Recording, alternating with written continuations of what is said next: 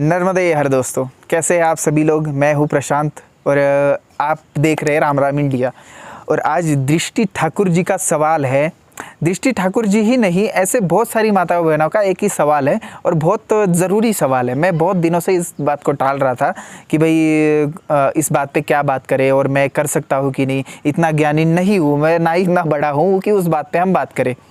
वो है महिलाओं के लेके उनका मासिक धर्म जो चलता है, उस टाइम पे हम परिक्रमा में कैसे रहे या फिर कर सकते हैं या नहीं कर सकते। कर सकते तो कैसे कर सकते हैं और वो कैसा रहेगा। वो हम कुछ अपराध तो नहीं कर रहे उस टाइम करके, तो ऐसा सवाल रहते हैं। कुछ लोग मुझे पर्सनली पूछते हैं, तो कुछ लोग कमेंट में पूछ रहे हैं। पहले भी मैं इस बात पे बताया है लेकिन बहुत कम बताया है। देखिए दोस्तों, मैं जो बातें बताऊंगा उस पे मेरा इंटेंशन ऐसा नहीं है कि मैं किसी की दिल दुखाऊं, माताओं बहनों का दिल दुखाऊं, लेकिन जो मैंने देखा है वही मैं बताऊंगा और उसी हिसाब से आपको एक आइडिया लग जाएगा कि आपको कैसे रहना है। ठीक है, अब मैंने क्या देखा है ये बात बताता हूँ आपको। मैं किसी भी आश्रम में जाता हूँ, अगर वहाँ पे जो मासिक धर्म का जो समय चल रहा है किसी माता जी का या फिर बहन जी का, तो फिर वो किसी कोने में रुके हैं और पीछे से और भी माताएं बहनें आ जाती है। तो फिर अगर उनको पता लग जाता है, महिलाओं को पता लग जाता है, तो फिर ये ऐसा समय चल रहा है, तो फिर दूसरी माताएं बहनें जिनका ऐसा कुछ होता नहीं है, तो वो उससे तिरस्कार की नज़र से देखते हैं, उनसे दूर रहना। और जिनको उनके बारे में पता भी नहीं है वो सारे आश्रम में बताना कि भाई ऐसा चल रहा है, ऐसा चल रहा है, उनसे दूर रहिए। ये सारी महिलाएं दूसरी होती है, वो ऐसे काम करते हैं। जब महिला की तिरस्कार करती है तब मुझे बहुत बुरा लगता है। ये मैंने बहुत ज़्यादा देखा। अब क्या वो उनके ऊपर टाइम नहीं आया ऐसा कभी ज़िंदगी में? उनका तो हर महीने का होता है, तो फिर ये तो रूल्स है, ये तो प्रकृति की नियम है सारे। तो फिर ये तिरस्कार, एक दूसरे से तिरस्कार महिलाओं का ही देखा मैंने। मैं फिर से बोल रहा हूँ, मेरा किसी का दिल दुखाने का इंटेंशन नहीं है, लेकिन जो मैंने देखा वही मैं बता रहा हूँ। आगे की हम बात करें तो उस टाइम मानसिक और शारीरिक दोनों त्रास उसको हो रहे होते महिला को मासिक धर्म के टाइम पे। तो उस समय महिलाओं को ज़्यादा साथ देना चाहिए उनका, क्योंकि उनको पता है कैसा लगता है, लेकिन वो ऐसा नहीं करती। वो उससे दूर भागती है, उसके पास में नहीं जाएंगे, वो कुछ मांगेंगे तो नहीं देंगे, ऐसा करते हैं। जो समझदार है महिलाएं वो ऐसा नहीं करती। मैं सारी महिलाओं के बारे में नहीं बता रहा, बहुत सारी महिलाएं समझदार भी है, लेकिन मैक्सिमम महिलाएं ऐसे काम करती है। और वो महिलाएं कौन होती है? 55 से ऊपर वाले, 55 जिनकी उम्र है, उनसे जो ऊपर है, वो ऐसे तिरस्कार की नज़र से देखते हैं। हाँ, मानता हूँ उन्होंने भी अपनी ज़िंदगी में ऐसा ही देखा, लेकिन ऐसा नहीं करना चाहिए। आप जिस पथ पे चल रहे हैं वो नर्मदा जी का पथ है, नर्मदा जी भी महिला ही है। तो फिर ऐसे महिलाओं को देवी का सम्मान देना चाहिए उस पथ पे, और देते ही है। वहाँ के जो लोकल लोग हैं वो देवी की नज़र से ही देखते हैं, माता जी ही बोलते हैं, चाहे वो कुछ भी हो। तो फिर ऐसे वो लोग मदद कर सकते हैं, तो हम परिक्रमा में जाके ऐसा क्यों करते हैं? ये बात एक है। अब आगे की हम बात करें तो फिर संतों की बात करते हैं।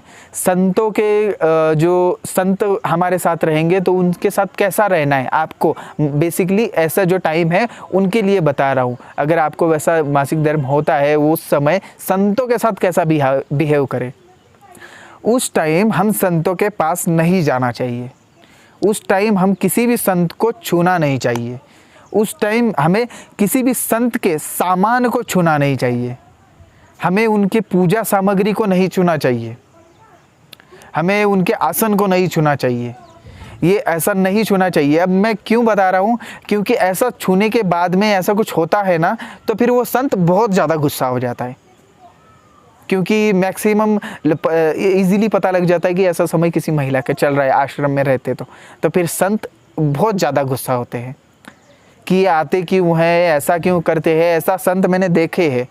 और मैं ये नहीं बोल रहा हूँ कि मैक्सिमम संत ऐसे ही होते हैं। जिनका अभ्यास नहीं होता है, जिनको ज्ञान वो उस लेवल तक नहीं है अभी, उनके बारे में बात करता हूँ। और सभी लोग संत नहीं होते दोस्तों, सारे भगवाधारी संत नहीं होते, संत बहुत कम है जिनको प्रॉपर ज्ञान है, वो ऐसा कुछ नहीं करते, वो आराम से सिंपल रहते हैं।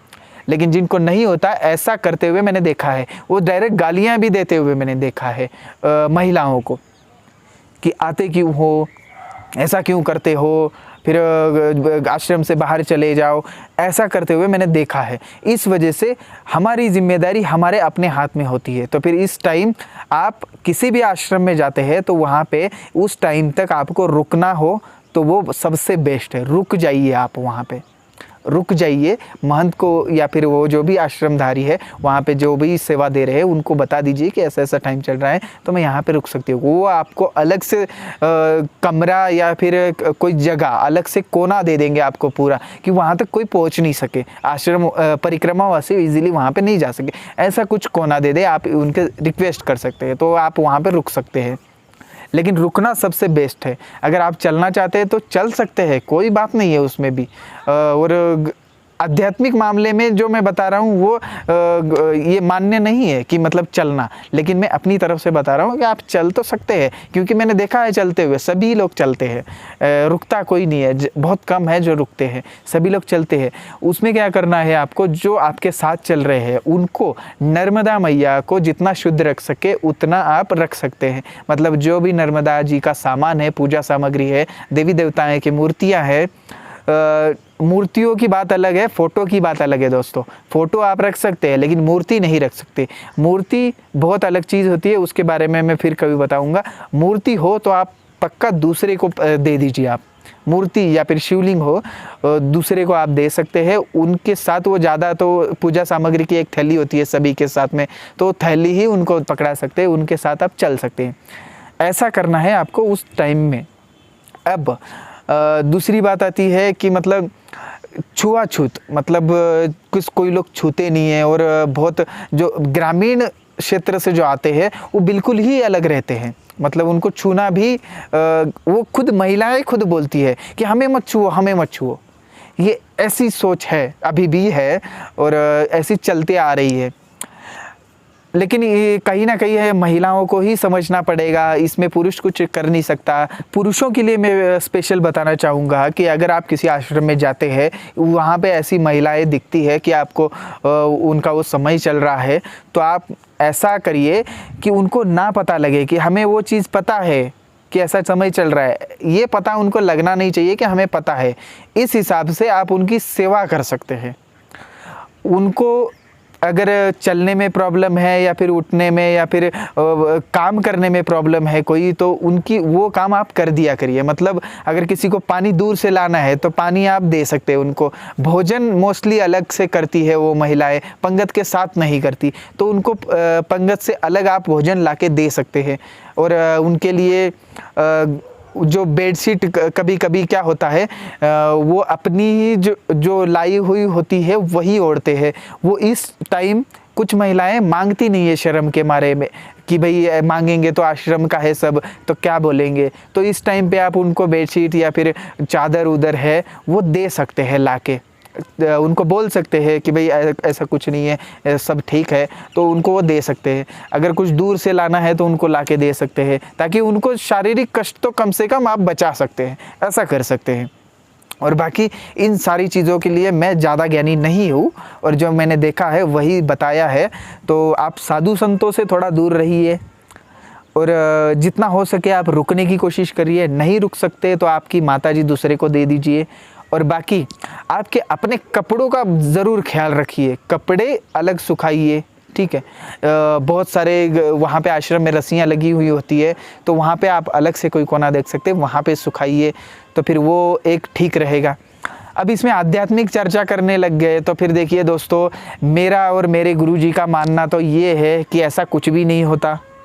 वो जो मासिक धर्म है, महिलाओं का जो वो नियम है, प्रकृति ने बनाया हुआ है, शुक्र मनाइए पुरुषों के लिए नहीं बनाया। इसलिए हमें महिलाओं का और ज़्यादा ख्याल और ज़्यादा इज्जत करनी चाहिए कि वो इस काबिल है कि वो दर्द सह सके, ठीक। और रही बात ये सारी चीज़ें छुआछूत वाली भी और भी चीज़ें हैं, तो वो सनातन धर्म में थी पहले। सनातन धर्म एक नियम है, सनातन कोई धर्म नहीं है, एक नियम है, एक संस्कृति है। संस्कृति मतलब आगे से आगे हमारे जो उच्च नियम है उनको फॉलो करते जाना, इसको बोलते हैं संस्कृति। और उस संस्कृति में ये भी चीज़ इस तरीके से उन्होंने प्रेजेंट की है। अब ये लगभग 400-500 सालों में ये हुआ है कि इस चीज़ को बहुत गलत तरीके से प्रेजेंट किया गया है। पहले ऐसा था कि उस चीज़ को स्वच्छता के बारे में देखा जाता था कि उस टाइम पे थोड़ा सा स्वच्छ रहना चाहिए महिला को, इस वजह से उसको अलग रखा जाता था कि अशुद्धता ना फैले। और वही स्वच्छता अपने पूजा घर में रहनी चाहिए, इस वजह से उस औरत को वहाँ आने से मना किया जाता था। वही शुद्धता हमारे किचन में, स्वयंपाक घर में हमें रखनी होती है, तो इस वजह से उस महिला को किचन में और पूजा घर में आना मना करते थे। वो स्वच्छता का एक भाग था। और जहाँ पे अस्वच्छता होती है वहाँ पे लक्ष्मी नहीं आती, ऐसा हमारा धर्म है। ठीक, ये धर्म का नियम था, लेकिन उस चीज़ को बहुत ज़्यादा बदला गया, बहुत ज़्यादा उसको मॉडिफाई करके जो अलग अलग धर्म गुरु और अलग अलग बहुत सारे लोग हैं उन्होंने प्रेजेंट गलत किया। बस अपने धर्म को बहुत सारी चीज़ें हैं जो बदलनी पड़ेगी और सही धर्म को जानना चाहिए। तो ये बातें थी सारी, और इस बातों पे कुछ बातें छूट भी गई हो तो आप कमेंट में ज़रूर लिख सकते हैं। और एक मैं बात बताना चाहूँगा कि कुछ ही दिनों में देवशयनी एकादशी है, तो उस टाइम चातुर्मास शुरू हो जाएगा और उसके बाद श्रावण का महीना भी लग रहा है। और 19 साल बाद, लगभग 19 साल बाद श्रावण का महीना अधिक मास आया है।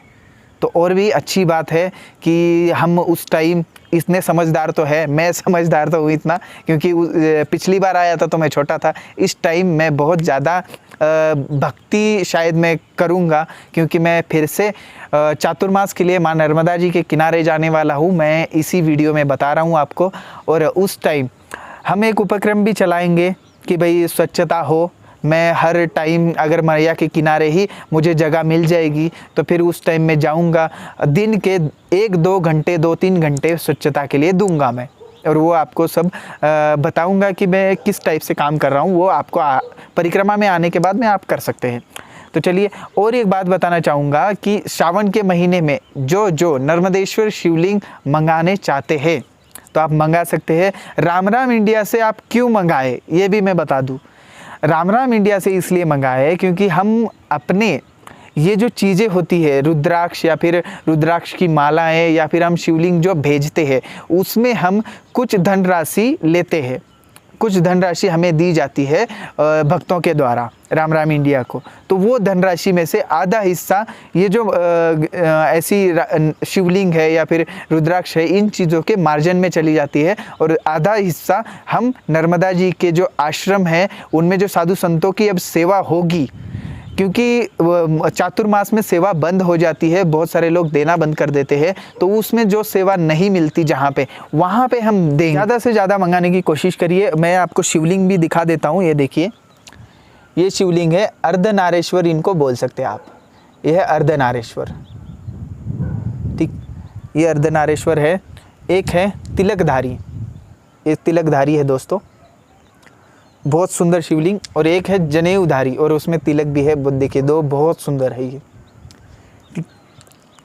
और ये है, ऐसे शिवलिंग है। इनके साथ में आपको जलाधारी के साथ में मिलेगा, उसकी जलाधारी हम देंगे, वो भी नर्मदेश्वर पत्थर की ही होगी, आर्टिफिशियल कोई भी चीज़ नहीं होगी, प्रॉपर नर्मदेश्वर शिवलिंग होगा और जलाधारी के साथ में देंगे।